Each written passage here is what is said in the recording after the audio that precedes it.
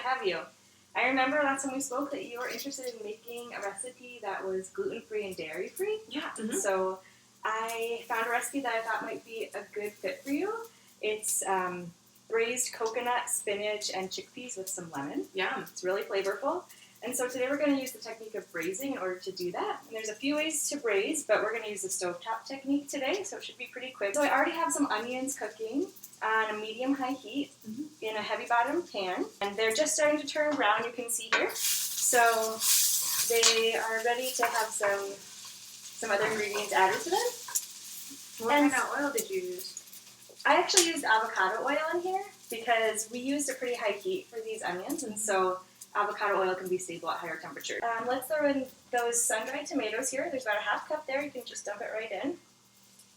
Thank you. That's 6 cloves of garlic. Looks like a lot. Yum. It's going to be great. They're minced pretty finely.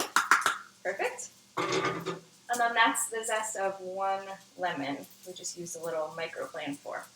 So we're just going to combine all this and let it cook for a couple of minutes.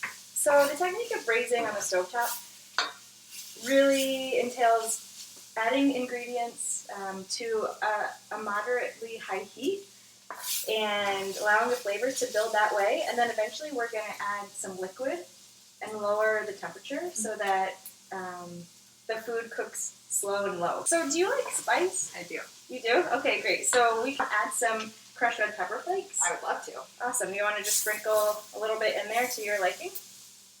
We're just going to add a can of chickpeas, which I've drained and rinsed. Perfect. And so at this point, we're actually going to turn the heat up just a little bit.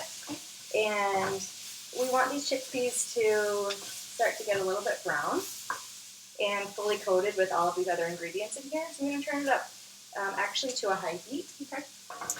And we'll just cook it for a few minutes. And so our next step is we're going to add a lot of spinach, but we're just going to do it 1 handful at a time so that it can wilt down and make some more space for the rest of the spinach. So if you want to just add a big bunch in there, we're going to stir it in a little bit to let it wilt. We did a little bit of prep work before we started, and so we chopped the vegetables so that they were already ready to go.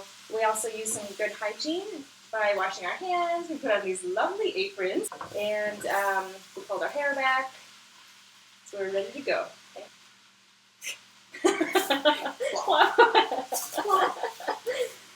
When you're making vegetarian dishes like this, braising can be really helpful just to kind of break down the fibers and make them a little bit easier to eat. It would be really hard to eat a whole pound of raw spinach, but you can see how much it's cooking down right now. Yeah. So how's this feeling so far? Do you feel like this is something that you might be willing and interested in making at home or able to Super do? simple. Yeah, right? I know, braising is one of those techniques that I always was kind of intimidated by. It's actually easier than I thought. It is.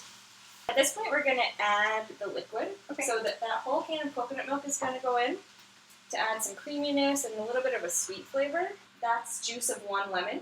Okay. So this is going to add a little bit of that sour, tart punch to balance out some sweetness. And then we're going to add a good pinch of salt.